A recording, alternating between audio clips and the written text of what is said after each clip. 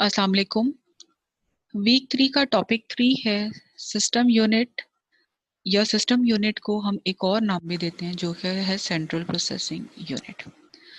अब जब हम सेंट्रल प्रोसेसिंग यूनिट की बात करते हैं तो सेंट्रल प्रोसेसिंग यूनिट को अक्सर ये भी कहा जाता है कि it is the brain of the computer.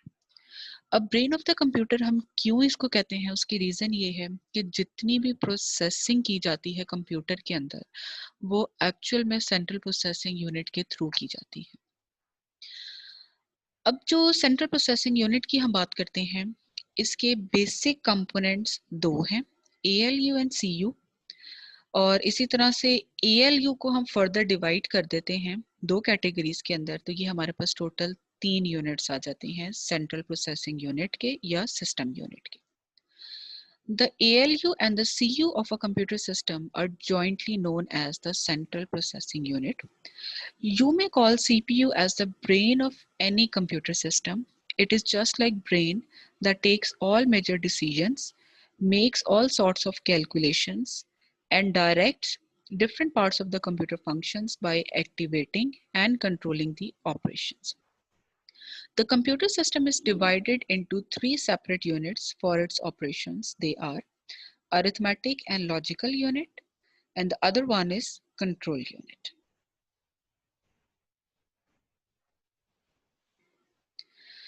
सबसे पहले जो हमने कहा था कि कैटेगरी कौन सी है, वो है अरिथमेटिक एंड लॉजिकल यूनिट है, जिसको हम ALU भी कह देते हैं। The actual processing of the data and instructions are performed by arithmetic logical unit. Arithmetic and logical unit को दो कंपोनेंट्स के अंदर डिवाइड किया जाता है। पहला जो यूनिट आ जाता है वो है अरिथमेटिक यूनिट और दूसरा यूनिट है लॉजिकल यूनिट। जब हम बात करते हैं अरिथमेटिक यूनिट की, तो अरिथमेटिक यूनिट क्या करता है, अरिथमेटिक ऑपरेशंस परफॉर्म करने के लिए यूज किया जाता है। अरिथमेटिक ऑपरेशंस का मतलब ये है कि जितने भी मैथमेटिकल ऑपरेशंस होते हैं, जैसे कि एडिशन का काम होता है, सब्ट्रैक्शन का है, मल्टीप्लिकेशन का है, या डिवीजन का टास्क परफॉर्म करते हैं, और इन्हीं के कॉम्बिनेशंस के साथ जो भी टास्क परफॉर्म किए जाते हैं वो हम यूज करते हैं अरिथमेटिक यूनिट को। इसी तरह से लॉजिकल यूनिट के अंदर हम कौन से ऑपरेशंस परफॉर्म कर सकते हैं, जितने भी लॉजिकल और कंपैरिजन ऑपरेशंस होते हैं। लॉजिकल ऑपरेशंस के अंदर आ जाते हैं एंड करना, और करना, या नॉट का जो टास्क होता है। और कंपैरिजन के अंदर क्या आ जाता है, जो हम कंपैरिजन कर रहे होते हैं, यानी कि दो वैल्यूज के दरमियान देखना, लेस देन कौन सी वैल्यू है, इसी तरह से ग्रेटर देन वैल्यू कौन सी है, नॉट लेस देन कौन सी है, नॉट ग्रेटर देन कौन सी है, लेस देन इक्वल टू कौन सी है, या ग्रेटर देन इक्वल टू कौन सी है। यानी कि ये सारा कंपैरिजन का टास्क आ जाता है, जिसके अंदर हम देखते हैं कि कौन सी वैल्यू कम है, कौन सी वैल्यू ज्यादा है, स्मॉलर है या ग्रेटर है।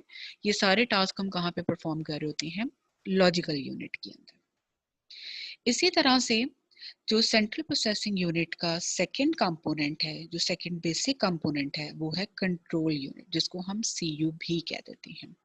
अब कंट्रोल यूनिट का थोड़ा सा हिंट हमने लास्ट लेक्चर के लास्ट हेडिंग के अंदर भी देखा था, जिसके अंदर हमने ये कहा था कि कंट्रोल यूनिट का असल काम क्या है, इंस्ट्रक्शंस को जनरेट करना और उन इंस्ट्रक्शंस के ऊपर चेक एंड बैलेंस रखना कि आइदर जितने भी टास्क पूरे ओवरऑल CPU के अंदर परफॉर्म हो रहे हैं, या जितने भी हार्डवेयर कंपोनेंट्स काम कर रहे हैं, क्या वो अपनी इंस्ट्रक्शंस के अकॉर्डिंग ही काम कर रहे हैं, या कहीं ऐसा तो नहीं है कि इंस्ट्रक्शंस कोई और जा रही हो, टास्क कोई और परफॉर्म हो रहा हो।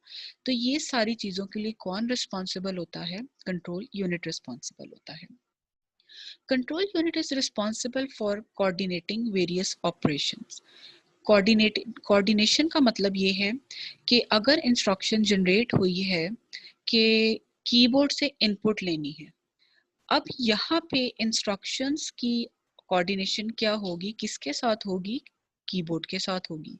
इसी तरह से अगर ये इंस्ट्रक्शन जनरेट होती है कि प्रिंटर से आउटपुट जनरेट होनी है, तो यहाँ पे जो कोऑर्डिनेशन की जाएगी वो प्रिंटर के साथ की जाएगी, और ये कोऑर्डिनेशन कौन करेगा, ये कोऑर्डिनेशन कंट्रोल यूनिट परफॉर्म करेगा।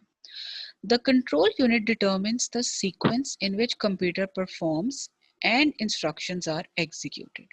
अब कंट्रोल यूनिट का एक और काम भी है कि वो ये देखता है कि कंप्यूटर प्रोग्राम के अंदर जो इंस्ट्रक्शंस एग्जीक्यूट होनी है उनका सीक्वेंस क्या है, यानी कि स्टेप बाय स्टेप होनी चाहिए, ठीक है। इसी तरह से जो सीक्वेंस वाइज इंस्ट्रक्शंस ने एग्जीक्यूट होना है, सीक्वेंस देख लिया, प्लस इसके अलावा हमने उनकी ऑथेंटिसिटी देख ली होती है, यानी कि जो इंस्ट्रक्शन जिस यूनिट के लिए जारी की गई है वो आइदर उसी के लिए है या किसी और के लिए आ जाती है। ये छोटा सा टॉपिक था सेंट्रल प्रोसेसिंग यूनिट का, जिसको हम एक और नाम देते हैं सिस्टम यूनिट का। उसके तीन वैसे बेसिक कंपोनेंट्स है, लेकिन दो मेन हेडिंग्स आ जाती हैं, अरिथमेटिक एंड लॉजिकल यूनिट की और दूसरी आ जाती है कंट्रोल यूनिट की। अरिथमेटिक एंड लॉजिकल यूनिट को हम फर्दर दो कैटेगरीज के अंदर डिवाइड करते हैं, अरिथमेटिक यूनिट और दूसरा आ जाता है logical unit. Thank you very much.